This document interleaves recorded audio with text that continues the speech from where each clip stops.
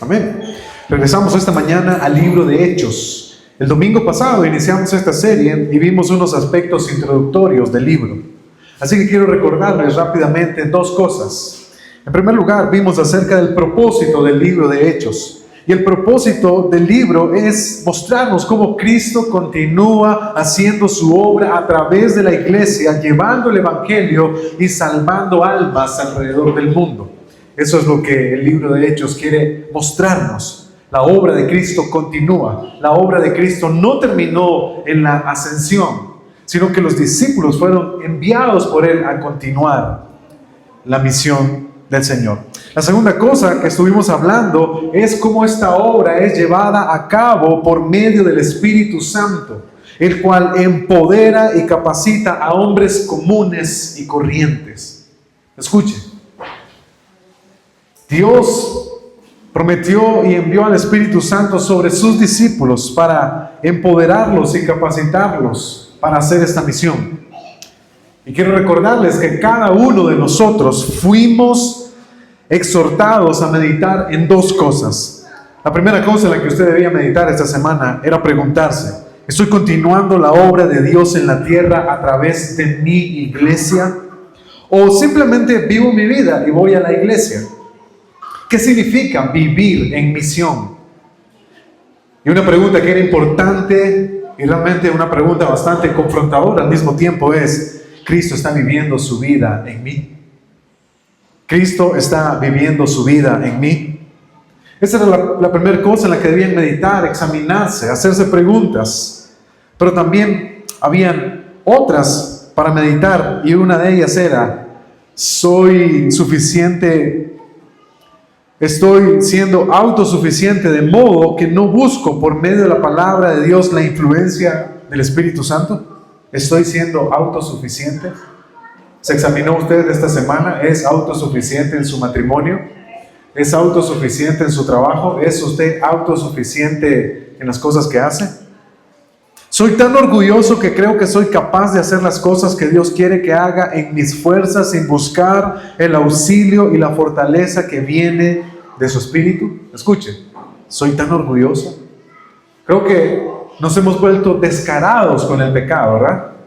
Porque si nosotros decimos que si nosotros preguntamos si hay alguien orgulloso aquí, todo el mundo dice: sí, yo soy orgulloso. Pero lo decimos descaradamente porque no estamos sintiendo el peso del pecado, del orgullo. Así que era importante que nos preguntáramos qué tan orgullosos somos, y como evidencia de eso, la muestra de que muchas cosas no estamos dependiendo del Espíritu Santo.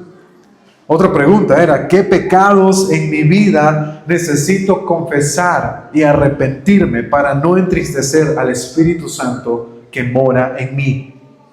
¿Hay algún pecado en mi vida que apaga al Espíritu Santo? Y honestamente espero que ustedes hayan meditado y hayan sacado provecho de esta aplicación para sus vidas y hayan hecho del sermón parte de su diario vivir. Recuerden, la intención del sermón no es que salgan con la cabeza inflamada de conocimiento, sino que salgan con el corazón transformado a vivir la palabra de Dios en este mundo. Dicho eso, entonces vamos al capítulo 1 nuevamente de Hechos. Hechos capítulo 1, versículos del 1 al 14. Y vamos a estar leyendo ahí.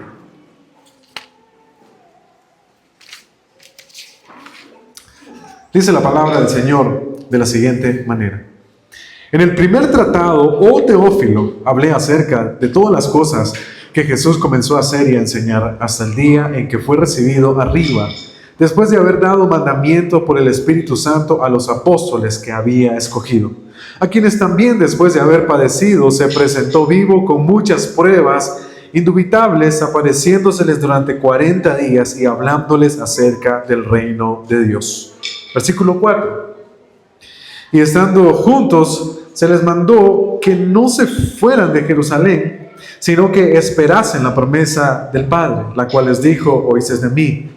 Porque Juan ciertamente bautizó con agua, mas vosotros seréis bautizados con el Espíritu Santo dentro de no muchos días.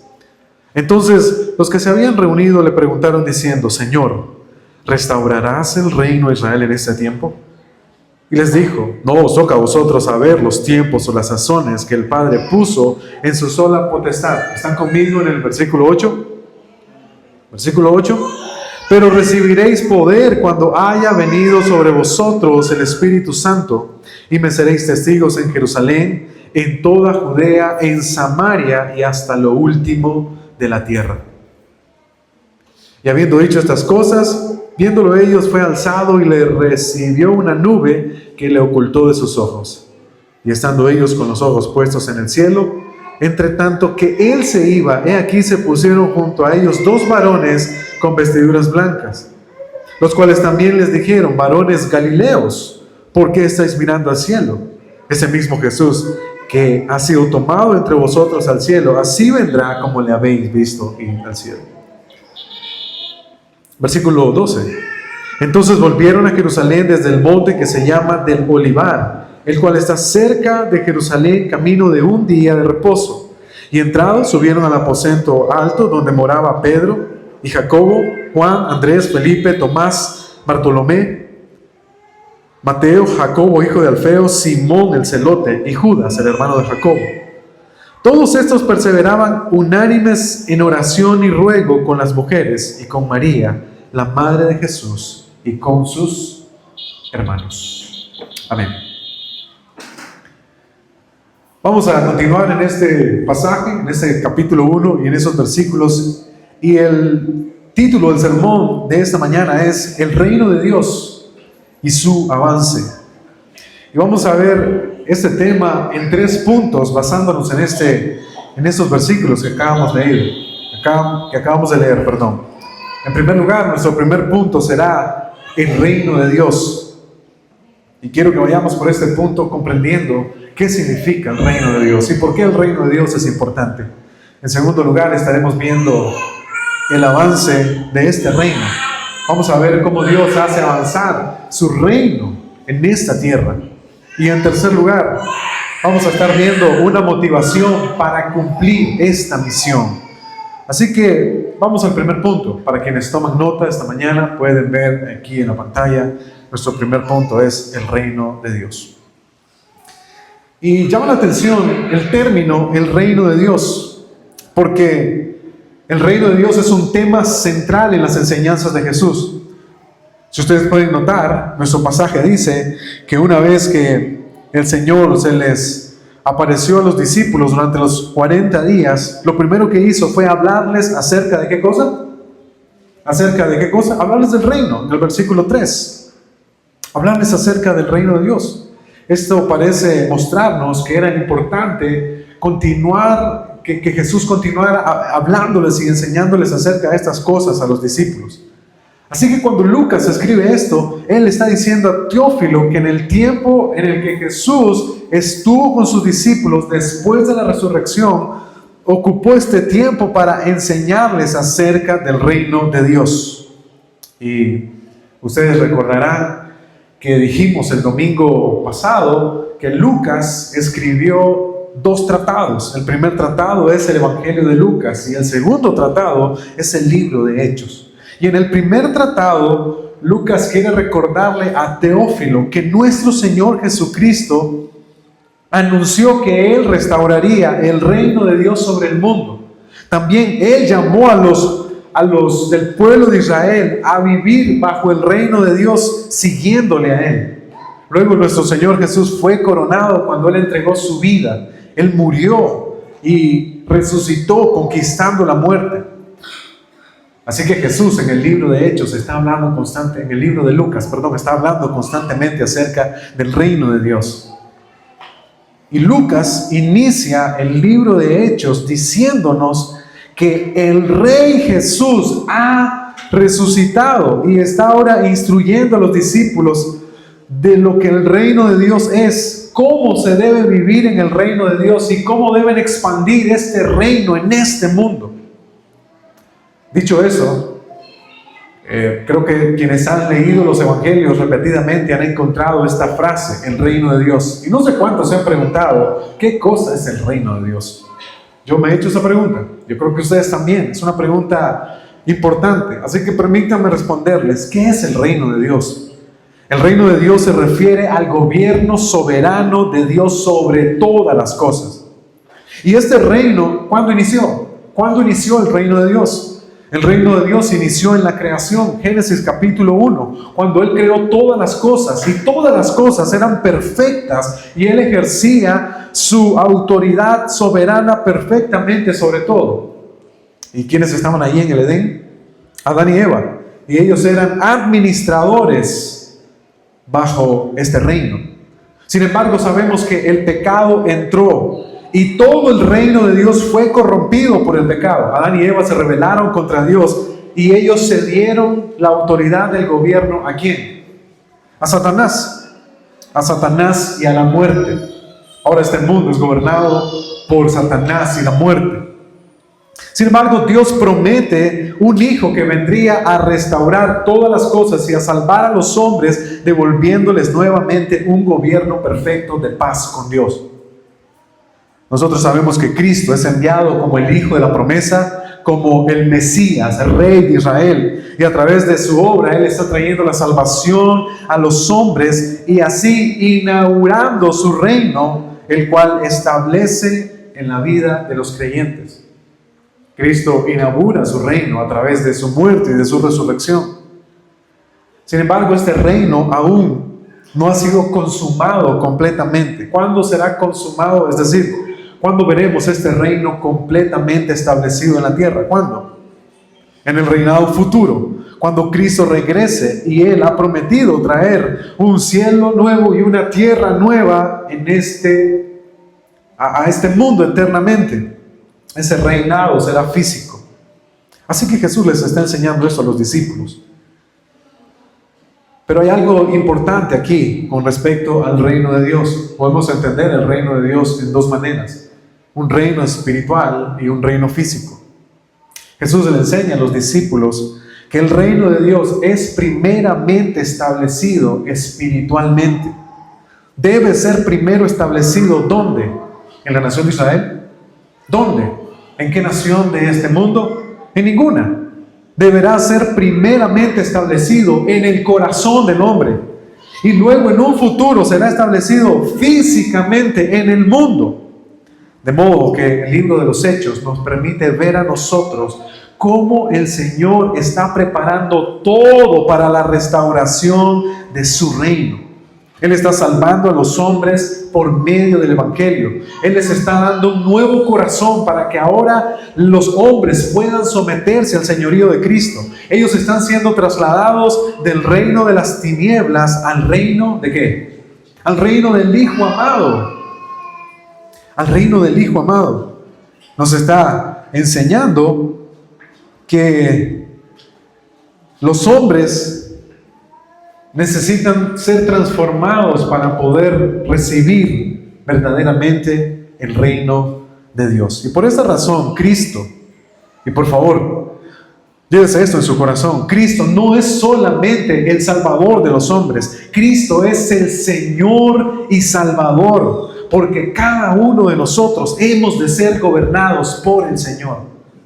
Cristo es el Rey, Cristo es el Rey, y el reino de Dios debe ser primeramente establecido en el corazón de los hombres antes de ser establecido completamente en el mundo. Ahora ustedes tienen que saber que los judíos estaban esperando el reinado del Mesías, pero la forma en la que ellos entendían que el Mesías vendría al mundo a reinar es que el Mesías traería un poder político y establecería su reino a través del poder militar y los libraría de cualquier dominio extranjero y restauraría la gloria de Israel. El Mesías para los judíos era un hombre de guerra, un hombre que tomaría la espada y levantaría un ejército y derrocaría, en el contexto del Nuevo Testamento, ¿a quién? Al Imperio Romano. Al Imperio Romano. Por esa razón nosotros vemos que el Señor Jesús en diferentes ocasiones quiere ser tomado por el pueblo para hacerlo rey. Ustedes pueden recordar dos ocasiones en las que el Señor quiere ser tomado para ser rey. La primera es la multiplicación de los panes y los peces. Jesús hace un milagro y le da de comer a una multitud y esa multitud dice, ese es nuestro rey, ese es nuestro rey. Así que lo quieren tomar y lo quieren poner como el rey de Israel, pero con la idea de que este rey empiece una revuelta, una revolución en contra del Imperio Romano. Pero esa no es la manera en que el Mesías vendría a gobernar. La segunda vez que vemos que el pueblo está esperando la manifestación de este rey es cuando Jesús entra en Jerusalén montado ¿en un qué? En un pollino, en un burrito. Ok. Y las personas están diciendo ahí, Hosana al hijo de David. Una forma de celebrar la llegada del Mesías, de reconocer que el que está allí, el cumplimiento de una profecía, es el rey de Israel. Pero no se encontraron a un Mesías entrando en Jerusalén para conquistar. Encontraron a un Mesías entrando a Jerusalén, para morir. Así que tuvo que haber sido una gran desilusión tener sus ojos puestos en Jesús y verlo morir en la cruz. Cuando en verdad, si este era el Mesías, de acuerdo al concepto de los judíos, este hombre debía haber estado sacando su espada para pelear y derrocar a los romanos. Pero en este momento en el que estamos en Lucas, los discípulos saben que están realmente frente al Mesías. Este Mesías que es el verdadero rey. Y ahora este Mesías ha resucitado. Y la pregunta que quizás los discípulos se hacen es, ¿qué puede impedir que todas las cosas sean restauradas en Israel y nosotros tengamos nuestro anhelado reinado? Por eso en el versículo 6, si ustedes lo leen, los discípulos le preguntan a Jesús, ¿restaurarás el reino a Israel en este tiempo? Parece que los discípulos no ven la razón por la cual Jesús no pueda ahora iniciar su reinado en la nación.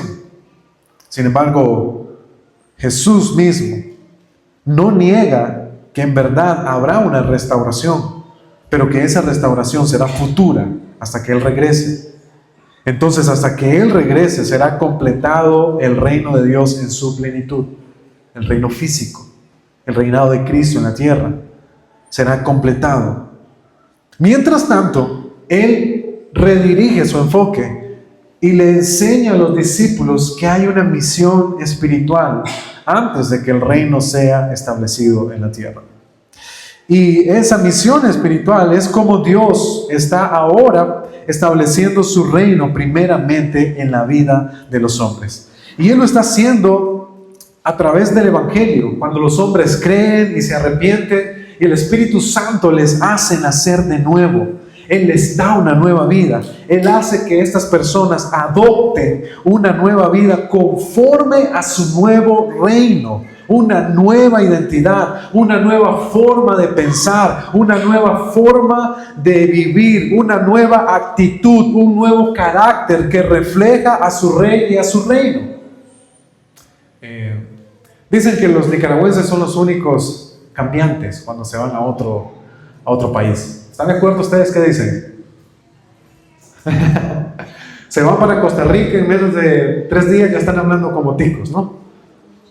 Se van para Estados Unidos y en menos de 3 días ya están con su Spanglish, mezclando inglés y español. Ahora, definitivamente, si uno cambia de país, tendrá que adoptar idioma, cultura, tradiciones, ¿sí o no? No podríamos vivir completamente como nicaragüenses en un país que, por ejemplo, en Estados Unidos, donde el tiempo importa, donde la responsabilidad importa, donde todo se trata de trabajar, ¿verdad? Donde no hay días libres como aquí.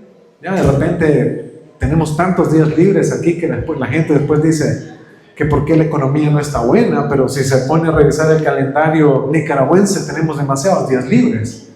¿Ya? Pero en Estados Unidos creo que solo hay 2 días, el resto de los días es trabajo. Así que cuando cambiamos de país adoptamos otra cultura. Miren, esa es la idea. La idea aquí es que Dios está estableciendo su reino Y cuando Dios establece su reino en el corazón de los hombres, esos hombres son cambiados y transformados por la obra del Espíritu Santo en el momento que creen en el Evangelio y se arrepienten. Estas personas ahora adoptan una nueva identidad, una nueva forma de vivir. De hecho, el Sermón del Monte en Mateo capítulo 5 hasta el capítulo 7, Jesús le está enseñando a sus discípulos y a las multitudes cómo se vive en el reino de Dios. Así que el concepto del reino de Dios es importante y llama la atención que Lucas nos enfatice esto. Jesús quizás habló muchas cosas acerca de su resurrección. Jesús habló quizás muchas cosas en los 40 días que estuvo con los discípulos, pero había un tema importante. El reino de Dios. Es tan importante el tema del reino de Dios que cuando nosotros leemos el Nuevo Testamento, hay unos términos que se usan para comunicarnos cuál es nuestra relación con el reino de nuestro Dios.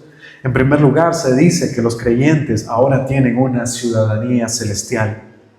Filipenses 3:20, mas nuestra ciudadanía está en los cielos, de donde también esperamos al Salvador, al Señor Jesucristo. ¿A dónde pertenecemos ahora? ¿A dónde pertenecemos ahora? Pertenecemos al reino de Dios. Mire que también Primera de Pedro, capítulo 2, versículo 9, se refiere a nosotros como una nación santa. Es decir, una nación, un pueblo que ha sido apartado exclusivamente para Dios.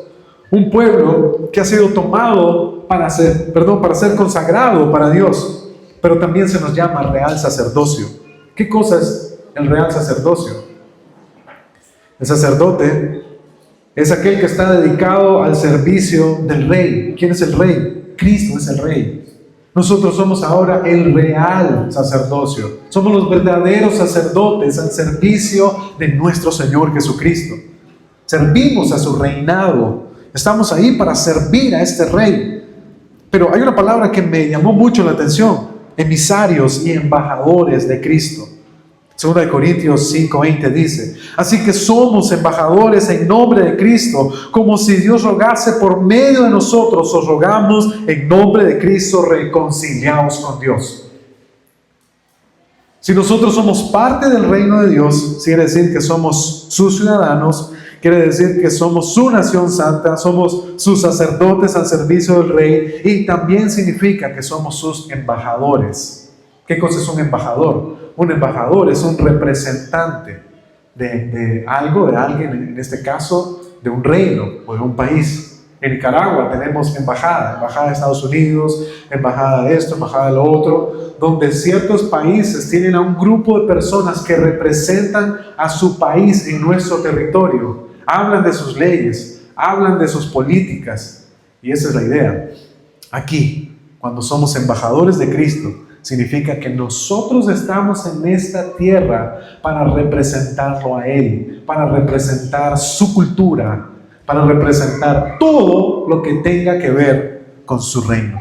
Así que toda la narrativa en la Biblia es acerca de Dios y de su reino, y cómo nosotros participamos de ese reino, y cómo nosotros somos parte de ese reino, y cómo debemos vivir como ciudadanos, y cómo trabajamos para hacer avanzar este reino. Y ese es el plan de Dios. Escuchen, el plan de Dios es expandir y restaurar su reino perfecto, justo y glorioso en nosotros y en el mundo. Y no es posible que nosotros podamos entender lo que está pasando en el libro de Hechos con los creyentes y con la iglesia si no entendemos que esto se trata de Dios, de Cristo y su reino. Así que concluyo con esto: toda la narrativa de la Biblia es acerca de Dios y su reino, y nosotros vemos a Jesús dándole esta importancia al reino de Dios, y nosotros vamos a aprender a lo largo del libro de Hechos cómo este reino es tan importante, y la razón por la que estamos viviendo y fuimos salvados es precisamente para eso. Nuestro segundo punto es: luego de que entendemos qué es el reino de Dios, la importancia de este reino, ¿Por qué Jesús está hablando del reino a los discípulos? Cómo el reino de Dios es espiritual, pero en un futuro será físico. Y cómo ahora estamos preparando el camino en las naciones para que este reino sea establecido. Una vez que entendemos esto, entonces ahora veamos cómo Dios hace avanzar su reino en nuestro segundo punto. Hechos capítulo 1, versículo 8 dice: pero recibiréis poder cuando haya venido sobre vosotros el Espíritu Santo, y me seréis testigos en Jerusalén, en toda Judea, en Samaria y hasta lo último de la tierra. El reino de Dios avanza y se establece en el mundo a través de testigos fieles. ¿Quiénes son estos testigos? Aquellos que palparon, aquellos que vieron y aquellos que oyeron al Señor y ahora son movidos a diferentes lugares para testificar de que Cristo es el Mesías, es el Rey esperado, el Rey de Israel, el Rey del mundo. Y estas son las buenas noticias. Estas buenas noticias del Evangelio incluyen que este Rey esperado, este Mesías del mundo, ha venido a salvar a los pecadores por medio de su muerte y ha resucitado con poder de entre los muertos y ahora está estableciendo su reino, su gobierno, su paz, su justicia en el corazón de los hombres. De hecho, en un debate entre cristianos y judíos, un hombre decía que no era posible que Jesús, el judío decía que no era posible que Jesús fuera el Mesías, ya que el Mesías traería la paz a Israel. El cristiano respondió: esa paz llegó, pero esa paz necesita iniciar en el corazón. Y cuando esa paz inicia en el corazón, entonces habrá paz fuera. Pero la razón por la que hay conflictos y guerras es porque el hombre no está en paz con Dios. Y no hay paz en su corazón y no conoce la paz. Así que todo inicia en el corazón. Es en el corazón donde el reino de Dios debe ser primero establecido y luego hacia afuera. Así que nosotros vemos aquí que los apóstoles están predicando el Evangelio y no solamente ellos lo predicaron, sino que lo enseñaron a otros que fueron transformados por el mismo mensaje y que ellos mismos continuaron llevando el Evangelio a otros lugares. Déjenme decirles y recordarles: el Evangelio es poder de Dios para salvación. Donde el Evangelio es predicado, debemos estar seguros que allí las personas van a llegar a ser salvas. Donde el Evangelio es predicado, allí las personas van a experimentar perdón de Dios. Donde el Evangelio es predicado, hay transformación verdadera, significativa, transformación eterna. Pero donde el Evangelio no está, allí no puede haber una obra real de salvación. Ahí los hombres están perdidos todavía. Donde el Evangelio no está siendo predicado, allí no está Dios, allí no está Cristo. El Evangelio es central, el Evangelio es lo más importante. La iglesia debe tener como principal, como algo de suma importancia, de suma prioridad, la predicación del Evangelio. Si un día no tuviéramos local, no importa si tenemos el Evangelio. Si un día no tenemos dónde sentarnos, no importa, tenemos el Evangelio. Si un día no tenemos un lugar bonito y estamos en la calle, no importa, porque el Evangelio lo es todo. El mensaje de Dios que salva a los pecadores es todo lo que Dios nos ha dado, lo cual el Nuevo Testamento llama nuestro tesoro. El Evangelio es nuestro tesoro, es lo más valioso que la iglesia tiene. Y a lo largo de todo el cristianismo, hombres han muerto para preservar este mensaje. Así que todo el libro de Hechos está lleno del Evangelio. El único mensaje que puede salvar a los pecadores. Sí, quiero destacar unos elementos importantes aquí. En primer lugar, cuando Jesús le está enseñando a los discípulos cómo es que este reino avanza, Jesús le dice que Él hará este trabajo a través de estos testigos. Estos testigos van a llevar el Evangelio. Escuchen, estos testigos no van a llevar un mensaje motivacional. Estos testigos no van a llevar un mensaje personal. Estos testigos van a llevar el mensaje de Cristo.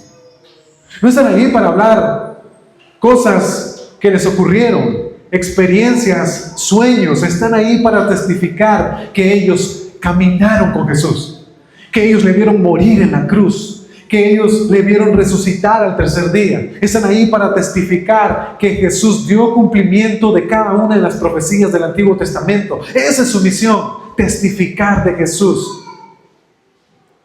Si ellos hubieran testificado otra cosa, el reino no hubiera avanzado. Pero la razón por la que vemos un reino avanzar con poder es porque el mensaje que estos hombres predicaban era poderoso. Así que Jesús les dice que harán el trabajo de hacer avanzar su reino testificando el Evangelio. No olvide eso. Haremos el trabajo testificando del Evangelio. En segundo lugar, para garantizar que este trabajo fuera efectivo, Jesús promete darles poder por medio del Espíritu Santo. Este poder que les impulsaría a ir con valentía. ¿Piensan que los discípulos no tenían miedo? Claro que tenían miedo. Miren el miedo que tenían cuando prendieron a Jesús. Miren el miedo que tenían después de estar esperando 3 días mientras ellos estaban a puertas cerradas. Ellos tenían miedo, pero el Señor les estaba dando poder que los impulsaría con valentía a hablar con denuedo el mensaje del Evangelio. No importa si pensaban que estaban locos, ellos lo vieron resucitado. No importa si creían que este mensaje era absurdo, ellos sabían que era verdad porque ellos le tocaron, porque ellos le vieron, porque ellos hablaron con Él.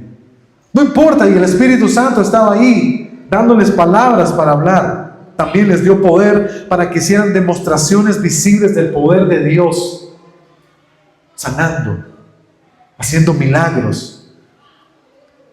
Y de esa manera, entonces, Jesús garantiza que el trabajo sea hecho efectivamente por medio del poder del Espíritu Santo. Es la única forma en la que los discípulos pueden cumplir esta misión. Es una misión difícil, no es una misión fácil. Es una misión que conlleva sacrificio, esfuerzo, dedicación. Es dejar a un lado tus propósitos, tus metas y vivir para esto. Así que necesitaban poder. Dicho esto, Martín Lutero dijo: he trabajado, he enseñado, he predicado, he escrito, pero todo fue hecho por el Espíritu, quien obra en mí y a través de mí. Sin Él no podría mover ni un dedo para la obra de Dios. Esto nos enseña la importancia de la dependencia que debemos tener del Espíritu Santo mientras hacemos avanzar el reino de Dios. El puritano Thomas Watson dijo: el predicador que depende de sus propias habilidades en lugar del Espíritu Santo construye sin cimientos. Solo el Espíritu Santo hace eficaz la palabra en el corazón de los hombres. Escuchen, el predicador que piensa que el éxito de su mensaje está en su palabrería, en su buena exposición, en su manejo del escenario, en su carisma, etcétera, etcétera, etcétera, está fallando en su misión. Él necesita depender del Espíritu Santo porque es el único que puede hacer eficaz que la palabra de Dios penetre el corazón del hombre. En tercer lugar, hay una observación más. Jesús sabe que su reino avanzará sí o sí. Sí o sí. La forma en la que está escrito el versículo que leemos dice: pero recibiréis poder, y cuando haya venido sobre vosotros el Espíritu Santo, me seréis testigos en Jerusalén, en toda Judea, en Samaria y hasta lo último de la tierra. La forma en la que está escrito ese versículo indica que realmente esto se lograría. Jesús no está poniendo en tela de duda si esto va a ser posible. Y recibiréis poder, a ver si tal vez, aunque sea en Jerusalén, predican. Y recibiréis poder y quizás algún día llegarán al fin del mundo predicando. No, hay una seguridad aquí. Jesús está diciendo: esto se logrará. Él ya hizo lo que es necesario para que esta misión se cumpla. Su muerte y su resurrección garantizan que el reino de Dios se establecerá en el mundo. Mientras ahora, por medio del Espíritu Santo, los hombres están haciendo posible avanzar este reino, no en sus fuerzas, sino en el poder de Dios. Y las palabras de Jesús, dichas con seguridad, deben motivar a los creyentes a saber que en verdad llenaremos el mundo con el Evangelio de Cristo. Así que El reino de Dios avanza por medio de hombres y mujeres que vienen a la iglesia y se sientan el domingo. No, hombres y mujeres que hablan, comparten, viven, modelan el evangelio para otros. Y por esa razón, como les mencioné, para mí es interesante el término embajadores. Embajadores. Cada uno de nosotros somos embajadores de este reino. Y como embajadores, nosotros establecemos el reino de Dios predicando el mensaje de este rey. Predicando el mensaje de este rey. Este rey nos encomendó un mensaje. Si somos embajadores, estamos en este mundo hablando acerca de nuestro rey y su mensaje, que son buenas noticias para las naciones. Como embajadores estamos reflejando el carácter del rey y su reino. ¿Cómo vive usted? Dice mucho acerca de cómo es el reino de Dios. ¿Cómo vive usted? Dice mucho acerca de cómo es su rey. Por esa razón, el apóstol Pablo nos enseña que el testimonio personal es importante. Es importante nuestro carácter. Son importantes nuestras palabras. Son importantes la forma en la que pensamos. Es importante la forma en la que nos relacionamos. Porque mientras hacemos esto, estamos comunicando un mensaje acerca de nuestro rey. ¿Ok? ¿Ustedes han visto cómo se visten en algunas culturas? Por ejemplo, cómo se visten en la India, ¿verdad? Los hombres tienen estas túnicas y estos turbantes en su cabeza, y donde sea que estén, están vestidos así. Los embajadores, a pesar de que hayan hombres elegantes con corbatas y trajes, ellos están vestidos como se viste en su cultura. ¿Por qué? Porque con su forma de vestir, con su forma de hablar, con su forma de expresarse, ellos están comunicando algo acerca de su nación. Precisamente nosotros también estamos aquí en este mundo para reflejar el carácter de nuestro rey y de su reino. Como embajadores que debemos hacer avanzar ese reino, lo hacemos en dependencia del Espíritu Santo. No es un trabajo fácil. Por eso necesitamos depender de nuestro ayudador, de nuestro consolador, de nuestro guía, de aquel que nos imparte verdad, que nos guía a Cristo, y este es el Espíritu Santo. No podemos hacerlo en nuestras fuerzas. También, como embajadores, estamos haciendo esto a través de la iglesia, el cual es el centro de preparación para que los creyentes sean movidos en misión. El embajador de Estados Unidos tiene sus oficinas en la embajada de Estados Unidos, ¿verdad? Él no se le ocurrió un día venir solito y decir: soy embajador de Estados Unidos y pues desde mi casa, desde un restaurante, ahí yo manejo todos estos asuntos, ¿verdad que no? Él tiene su oficina, su centro de trabajo, pues nosotros también, y ese lugar es la iglesia.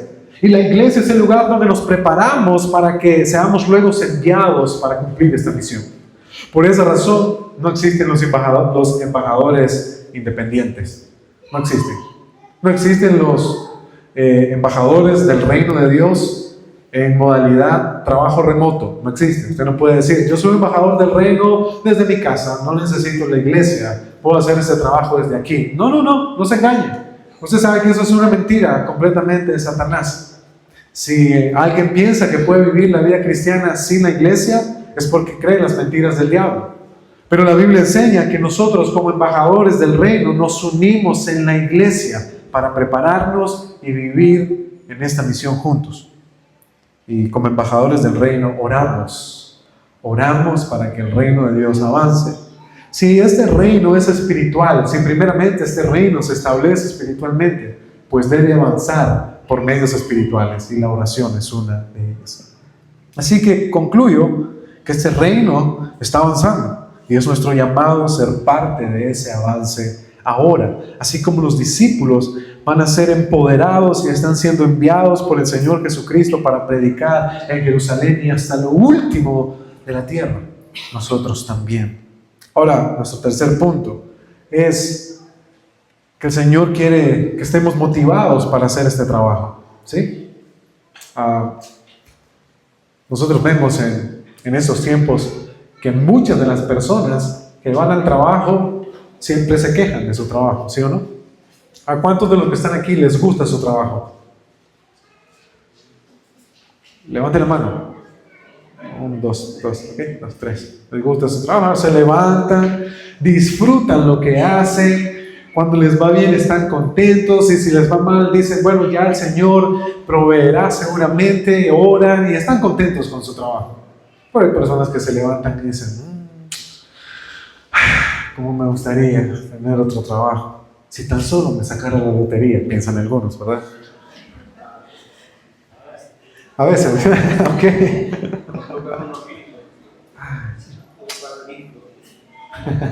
Bien, hay personas que están desmotivadas con su trabajo, no quieren hacer su trabajo, les parece que su trabajo es molesto, que podrían tener un trabajo mejor, que se merecen un mejor trabajo, ¿ya? Y se quejan constantemente de eso.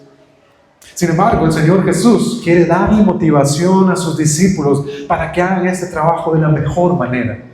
¿Y saben cuál es la motivación? ¿Saben cuál es la motivación? Versículo 11. Los cuales también le dijeron, vamos a leer desde el 10. 10 y 11, dice: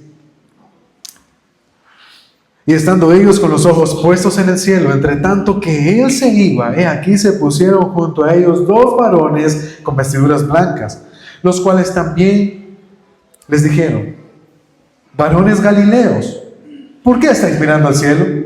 Este mismo Jesús que ha sido tomado de vosotros al cielo, así vendrá como le habéis visto ir al cielo. La motivación que el Señor le está dando a sus discípulos es que Él va a regresar de nuevo. La principal motivación para trabajar en pos del reino de Dios es el retorno de Cristo. La ascensión no significaba que los discípulos estaban perdiendo a Jesús. No, de hecho Jesús sigue aquí con nosotros a través del Espíritu Santo. Pero está la promesa de que Él regresará nuevamente, físicamente, así como le vieron ir, le verán volver nuevamente. ¿Y por qué eso es una motivación? Eso es una motivación porque sabemos que Cristo volverá para cumplir sus promesas. Y una de sus promesas es no solamente la plenitud de su reino, sino que Él vendrá con recompensa para sus siervos fieles. Así que esto es una motivación grande. Eso es una motivación para cumplir esta misión. Quiero que cuando el Señor Jesús regrese, me encuentre haciendo su trabajo, porque cuando Él regrese, Él reinará y reinaremos con Él. Porque cuando Él regrese, Él va a recompensar todo el trabajo que he estado haciendo por Él. Nada de lo que esté haciendo ahora será en vano. Él regresará con galardón para cada uno de sus hijos. Y la iglesia primitiva vivió con esta perspectiva. Ellos fueron impulsados por esta esperanza. La eternidad estaba sellada en los ojos de la iglesia primitiva. Ellos veían al futuro mientras trabajaban en establecer su reino en la tierra. Así que el libro de Hechos nos enseña que el regreso de Cristo nos da propósito para la predicación del Evangelio. No estamos predicando un mensaje en vano. En verdad, el Hijo de Dios murió en la cruz por nuestros pecados, resucitó al tercer día y volverá por nosotros, y nosotros estaremos con Él en su reino. Así que la predicación del Evangelio toma sentido y le da propósito a nuestro mensaje. No estamos predicando en vano. Este mensaje es real. Este mensaje es real y tiene implicaciones eternas. El regreso de Cristo motiva a los creyentes a vivir con urgencia y fidelidad. Jesús dijo: ustedes no saben cuándo el Padre hará esto. Eso es un asunto que le toca al Padre determinar. Cuando le preguntaron acerca de su retorno, Jesús dijo: nadie sabe ni el día ni la hora en la que el Hijo del Hombre volverá. Invitando a los discípulos a vivir despiertos, a vivir de manera que estuvieran velando, que no se durmieran, que entendieran que debían estar trabajando esforzadamente, diligentemente. Así que el regreso de Cristo motiva a que cumplamos esta misión con urgencia. Cristo va a regresar. En pocas palabras, no puede encontrarte con los brazos cruzados. Nos invita también a ser fieles, a ser fieles. ¿Cómo esperas que el Señor Jesús te encuentre cuando Él regrese? ¿Fiel? ¿Fiel? El regreso de Cristo también nos ofrece una esperanza en medio de la oposición. El apóstol Pedro escribe primera y segunda de Pedro para motivar a los creyentes a una vida santa a pesar de estar siendo perseguidos, a pesar de estar bajo persecución. Él dice, es posible vivir una vida que agrada a Dios a pesar de que las circunstancias sean adversas. Así que cuando pensamos en el regreso de Cristo, nos motivamos a cumplir la gran misión, aunque eso signifique que tengamos que sufrir. Pero ese sufrimiento es pasajero y el apóstol Pablo nos dice que los sufrimientos que tengamos en este mundo no se comparan en nada a la gloria futura que nos espera. Así que el regreso de Jesús es una motivación en el corazón de los discípulos para perseverar con esperanza en medio de la oposición. Ahora, una cosa más. El regreso de Cristo asegura que el trabajo para el reino de Dios tiene un impacto eterno. Tiene un impacto eterno, porque Jesús regresará para establecer ahora su reino eternamente. Si Jesús no regresara, si todo hubiera terminado en la ascensión, nada de eso tendría sentido ahora. Pero estamos predicando el Evangelio y todos los días de nuestra vida estamos preocupados por cómo avanza el reino de Dios, porque sabemos que esto tiene un impacto eterno en la iglesia y en las personas en este mundo. Ahora permítanme ir a una aplicación con ustedes.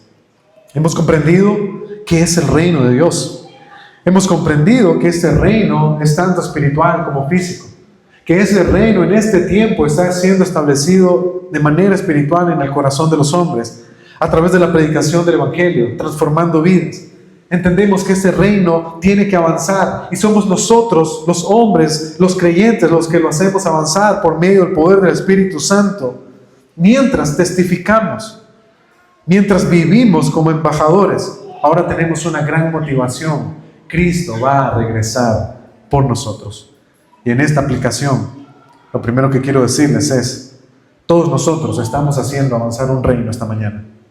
Por favor, escúcheme bien. Todos nosotros estamos haciendo avanzar un reino esta mañana.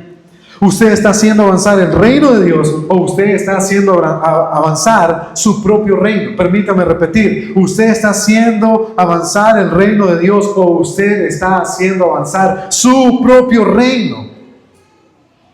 Se hace importante esta mañana recordar que cada uno de nosotros hemos sido salvados para vivir para Dios y para sus propósitos. Pero, al igual que en los tiempos antiguos, nosotros nos encontramos a unos hombres edificando para sí una torre llamada la Torre de Babel, porque ellos querían establecer su propio gobierno en desobediencia al mandato de Dios de multiplicarse y de someter al mundo al señorío del Rey de Reyes. De la misma manera como ocurrió con la Torre de Babel, muchas personas hoy siguen viviendo para construir su propio reino. Construyen su propio reino y viven para sus propios intereses. Ahora, usted sabe que está viviendo para su propio reino cuando solo dedica 2 horas al Señor en la semana, pero usted no testifica del Evangelio en el resto de los días. No lo hace de manera intencional. Usted sabe que usted está viviendo para su propio reino porque usted no promueve las obras de Dios. Usted no moldea el carácter de Cristo en su hogar, en su trabajo, con sus amigos, en la escuela. Usted sabe que está viviendo para su propio reino porque cuando usted mira su tiempo, usted sabe que lo está invirtiendo mayormente en usted, en su trabajo, en su físico. Usted sabe que usted está viviendo para su propio reino porque usted ocupa su dinero para sus placeres, para sus asuntos. Usted usa sus bienes materiales de manera egoísta. No está compartiendo con nadie. No está preocupado por invertir en el reino de Dios. Usted simplemente sabe que está viviendo para su propio reino porque no se involucra en la vida de la iglesia para prepararse, para equiparse en comunidad para la obra de Dios. Usted sabe que está edificando su propio reino porque usted no ora lo suficiente. No busca la dependencia del Espíritu Santo. No se incomoda tratando de servir a los demás. Solo se incomoda para buscar sus propios intereses. Usted sabe que vive para su propio reino porque le incomoda dar, le incomoda ministrar las necesidades de los demás, le incomoda todo menos cuando es para usted.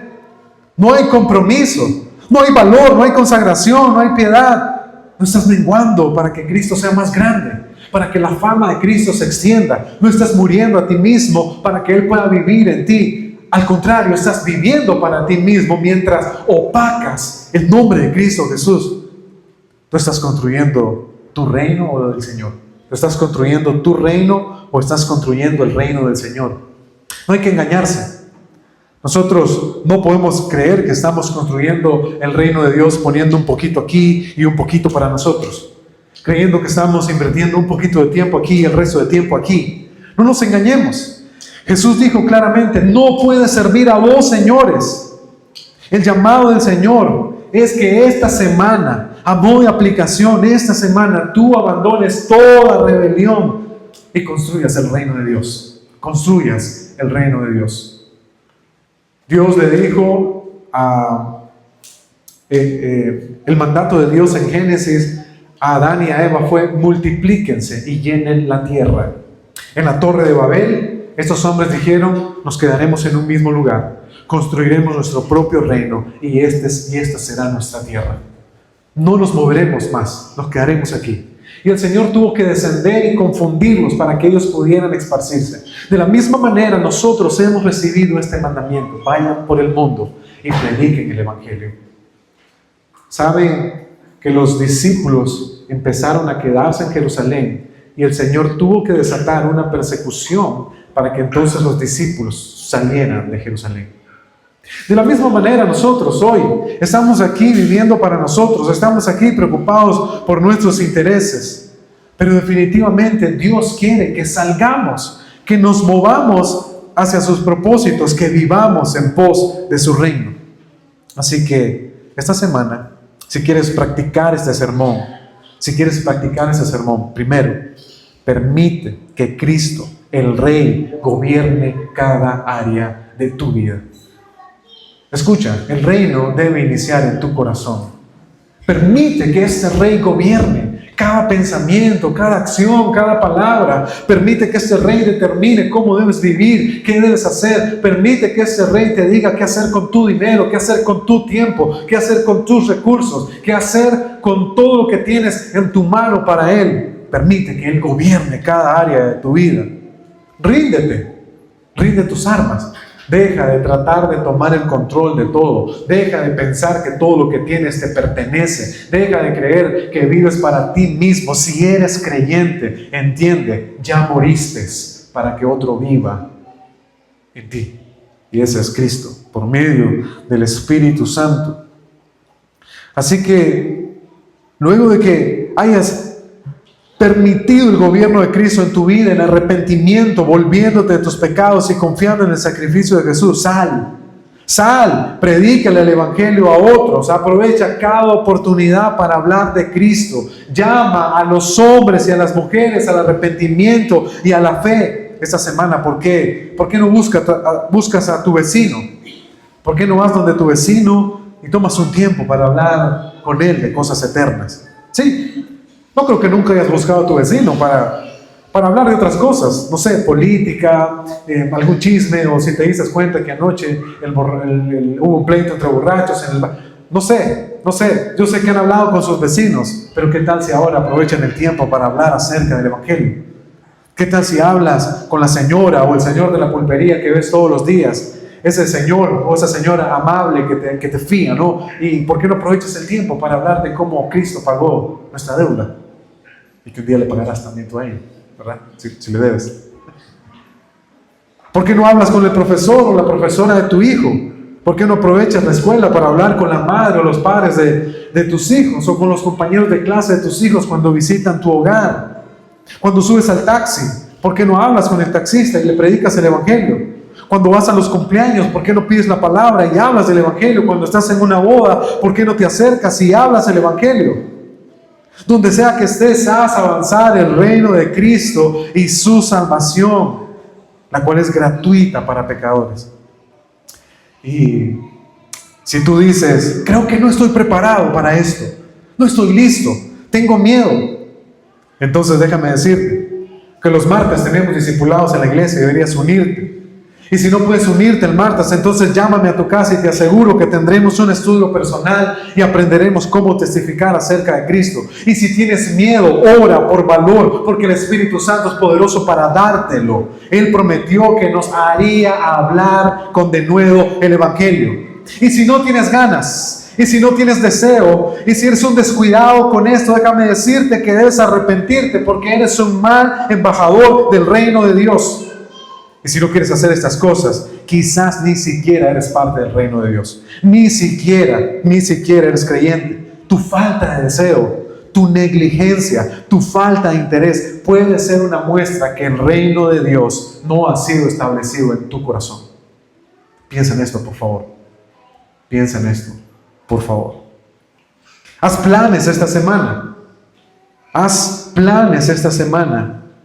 Ora y dile a Dios, Dios, cruza en mi camino a esa persona que necesita escuchar acerca del Evangelio y permítele entrar en tu reino. Es decir, no que se muera, ¿verdad? Sino que permítele que venga a la fe en Cristo Jesús. Predique el Evangelio y testifique a esas personas. Ora por el avance del reino.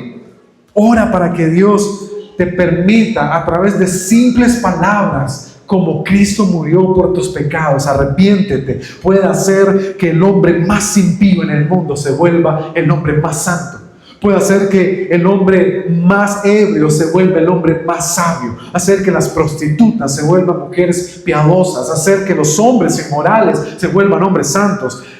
Pídele al Señor que te dé poder para predicar el Evangelio, porque eso es el Evangelio, el anuncio del Cristo que murió por nuestros pecados y resucitó para nuestra justificación y que gratuitamente nos ofrece la vida eterna. Medita en esto, por favor. Medita todos los días, a partir de hoy, acerca de la segunda venida de Cristo. ¿Qué tanto piensas en eso? ¿Cuántos se levantaron esta mañana y dijeron, y si el Señor viniera hoy, me encantaría que me encuentre en la iglesia? Hoy ni siquiera pensamos en eso, ¿no? Pensamos, ojalá que el pastor no se le ocurra predicar más de una hora. Tengo de las 12 un compromiso. Qué barbaridad. Al pastor le parece que yo no tengo vida propia. ¿Qué estás pensando esta mañana? ¿Cuál es tu plan después de salir de aquí? Todos tenemos un plan después de irnos de aquí, ¿verdad? ¿Es tu plan ir y predicar el Evangelio? ¿Es tu plan recordar que Cristo va a regresar y que hoy es el día del Señor y que el día del Señor no son 2 horas? Se llama el día del Señor, si no se llamara, las 2 horas del día del Señor. Se escucha, el día del Señor es un día completo, le pertenece a Él, debe ser consagrado para Él. Así que recuerda, Cristo va a regresar y esa debería ser tu motivación para predicar. Al final, todos seremos juzgados por nuestro servicio a Cristo. Si mantienes presente que Cristo regresará por ti, estarás motivado para la misión y seguro estarás deseoso de que el día que tengas que estar frente a Cristo quieras escuchar esas palabras: siervo bueno y fiel, en lo poco fuiste fiel, en lo mucho te pondré. ¿O qué? ¿O quieres vivir de manera negligente y quieres vivir sin que esto realmente importe y quieres continuar viniendo a la iglesia y sentarte sin preocuparte por el reino de Dios y escuchar estas duras palabras del Señor diciendo: siervo malo y negligente, echadlo fuera, allí será el lloro y el crujir de dientes? Piensa en esto, por favor. Vuelve tu corazón para esta misión. Dios va a proporcionarnos su poder, esa es su promesa, mientras tú te dispongas a ser útil en sus manos. No fuiste salvado para tu propia vida. El mensaje del Evangelio es acerca del reino de Dios y cómo tú eres parte de ese reino. Y cómo tú trabajas para ese reino mientras lo disfrutas, mientras disfrutas a Cristo, mientras haces esto porque lo amas, porque Él te ha amado incondicionalmente, mientras la gratitud te mueve, mientras una pasión por ser más como Él te impulsa a no cerrar tu boca donde sea que estés. Quieres hablar de Jesús, Quieres decirle a las personas quién es Él y lo que Él hace por pecadores como nosotros. No es el plan de Dios que te quedes quieto. No es el plan de Dios que estés sentado. No es el plan de Dios que simplemente te vuelvas un consumista en la iglesia. ¿Sabes por qué hay tanta obesidad en Estados Unidos? Por el consumo. Un consumo excesivo. ¿Sabes por qué la iglesia está mal? Porque hay muchas personas obesas que solo consumen conocimiento, pero no hacen nada. ¿La obesidad buena o es mala? Es mala. La obesidad mata, destruye el cuerpo. Así que no es el plan de Dios que seas un obeso espiritual, porque morirás. Es el plan de Dios que te ejercites trabajando en el reino de Dios mientras pones tu fe en que esto es obra de Dios, no en tus fuerzas, sino en las fuerzas de Dios. Y aunque estamos en este mundo, no somos de este mundo. Aunque estamos en este mundo, simplemente somos peregrinos. Así que haz que el Evangelio sea lo mismo que te impulse a vivir para esta misión. Recuerda, Jesús murió por tus pecados. Tú estabas perdido. Él te dio vida. Eso debería motivarte a vivir en misión. Recuerda, Él te amó incondicionalmente. Él te sigue amando a pesar de que Él te conoce ahora mismo, todas tus debilidades, todos tus pensamientos, todo tu desinterés. Él te sigue amando. Que eso sea la razón por la que quieres hacer esto. Cumplimos esta misión por amor, no por obligación. Estoy predicándole a ustedes esta mañana, no porque quiero obligarlos y tomarlos del cuello y decirles, hermanos, tenemos que vivir para el reino de Dios. Estoy predicándole a ustedes porque entiendo que son infinitamente amados por Dios y que el amor debe mover los corazones hacia Cristo. Amor, no hay nada que el amor no pueda lograr. Cuando estamos en casa, mi esposa me dice, denle con la varita al niño, ¿no? Y yo le digo, no hay nada que no pueda lograr con la varita. Si yo quiero que mi hijo salte, la varita puede lograrlo. Si yo quiero que mi hijo se mueva, la varita puede lograrlo. La pregunta es, ¿me ama mi hijo lo suficiente para hacer lo que le pido? Eso es lo que hace la diferencia entre infundir temor a tu hijo con una vara y que tu hijo te ame de verdad. Quiero que mi hijo me ame. Y creo que esto es lo que el cristianismo verdadero es. Hacemos las cosas porque amamos a Jesús. Hay una obligación en nosotros que es cumplida por amor. Hay un deber en nosotros que es cumplido porque le amamos y porque Él nos ama. ¿Amas a Jesús? ¿Amas su reino? ¿Amas sus propósitos? ¿Amas esta misión? ¿Amas su iglesia? ¿Amas a los hermanos? ¿En verdad los amas? Entonces ve al Evangelio y refúgiate en Él. Pero si tú dices, ay, otra vez, lo mismo de siempre, ya está, ya me voy a ir para mi casa y no pasa nada. El lunes no recordaré el sermón que predicó el pastor más que los gritos que normalmente no da y hoy dio. Tal vez algún mensaje de WhatsApp que le pondré atención. Es más de lo mismo. Necesitas tomarte esto en serio porque tu alma está en juego. Y si tú no eres creyente, debes arrepentirte esta mañana y poner tu fe en Jesús. Porque no te has dado cuenta que no hay nada más hermoso que vivir para Él. Arrepiéntete. Pon tu fe en Él. Esto no es malgastar la vida. Esto es vivir la vida verdadera. Esto no es perder el tiempo. No, es realmente vivir con sabiduría. Es vivir con sabiduría para el Señor. Si estás sin trabajo, ese es el mejor trabajo que puedes conseguir. Si quieres vivir con afán, entonces vive con este santo afán. Si quieres estar preocupado, entonces preocúpate por lo que realmente es eternamente urgente e importante, el reino de Dios. Hazlo hoy, hazlo ahora, o si no tendrás que perecer en el infierno para siempre. Oremos. Amado